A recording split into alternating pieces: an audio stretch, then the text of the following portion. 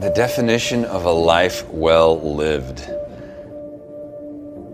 For me, a life well lived is a life that is not about victories or losses, but about a continuous process of growth, a continuous process of evolution, a continuous process of adventure, curiosity, bewilderment, and awe.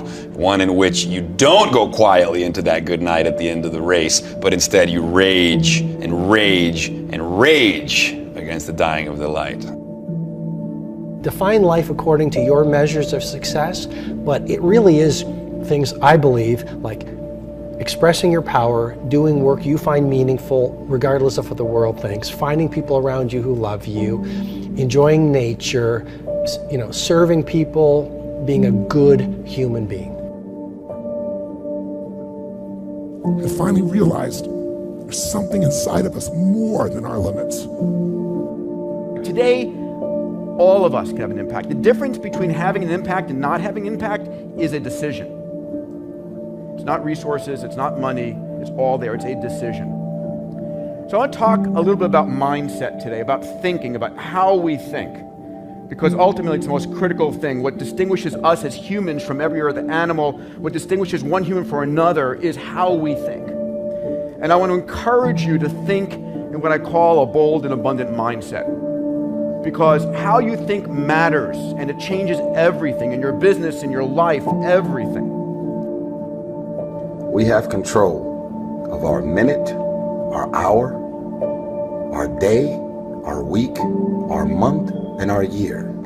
Stop running around being on the receiving end of whatever people want to dump on you. And when you're hanging out with negative, dark, and dysfunctional people, you cannot expect yourself to go to sleep at night and rest. You cannot expect yourself to feel good about your day when you're including negative and dysfunctional people in your day. At the end of the day, we are a bunch of people on a little planet in a huge galaxy, and before we know it, we're going to be a bunch of dust. And the great billionaires get buried next to the taxi drivers and the pizza makers, and we are not that big a deal. And I think all that really matters is while we are alive, do your best to use every day as a vehicle to birth your talents into the world. And secondly, if you do that, you're going to serve the world and raise the world with you. And that all just comes from inner power. I mean, that's just deriving your power from a place within, and that's where you get grace, and that's where you get great creativity.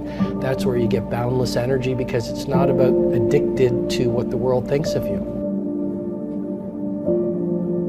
Because when you're trying to differentiate, when you're trying to do something different, there's going to be that gut moment, that gut sense. Is this right? Is this not right? If you're not having doubt, you're not pushing the boundaries far enough.